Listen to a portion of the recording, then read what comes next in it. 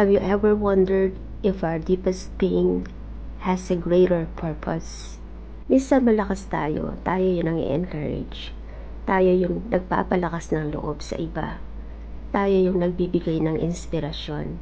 Ngunit sa mga panahong tayo ay mahina, nanlulupaypay, laging may itinatalaga ang Diyos para magpalakas naman sa atin.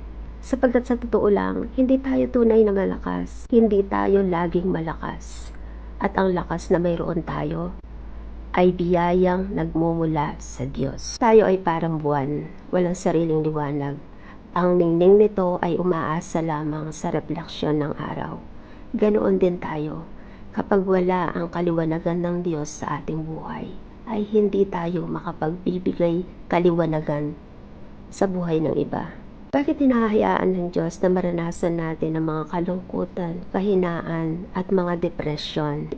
Marahil upang higit nating maunawaan ang tunay na nararamdaman ng mga taong dumaraan dito. Kapag tayo mismo yung nakaranas ng pagdurusa, ay nagiging mas totoo ang ating pagdamay, na ang ating mga salita ay hindi manggagaling sa isip at opinyon, kundi pagmumula sa pusong minsang nasugatan na pinagaling lamang ng Diyos. We can give encouragement because we have experienced discouragement. We can speak about healing because we have walked through the process. The one speaking to you today is a living testimony that depression is real. It's painful. It's exhausting. And while you're in the middle of that darkness, it can feel like there's no way out. But thanks be to God, again and again, He lifted me up. Again and again, He carried me when I no longer had the strength to stand. Psalm chapter 147 verse 3, He healed the broken in heart and binded up their wounds. People hurt people. Sometimes they don't understand the weight of their words. They just simply don't care. But once you find yourself wearing someone else's shoes, you'll understand. Alam mo, hindi madali pag andun ka sa pain eh. We should not hurt each other. We should love one another. We should care for each other's feelings. Learn to be more gentler. Use your words carefully.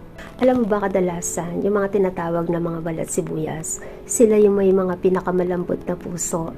Sila yung mga pinaka-caring, pinaka-loyal, pinaka-takot manakit, pinaka-takot na bagbagsak ng mga salita na alam nilang makakasakit sa kapwa. Hindi dahil mahina sila, kung hindi dahil alam nila kung gaano kasakit yung masaktan. Pinipili nilang maging maingat sa paghawak ng damdamin ng iba. Kaya minsan mas pinipili pa nilang wag na lang magsalita, wag na lang mag-comment. Yung tahimik na lang silang magmamasid. Gentle reminder, your deepest pain may become God's greatest purpose through you. Be kind. Everyone you meet is fighting a battle you cannot see. Let God's comfort flow through you and be the source of hope to others.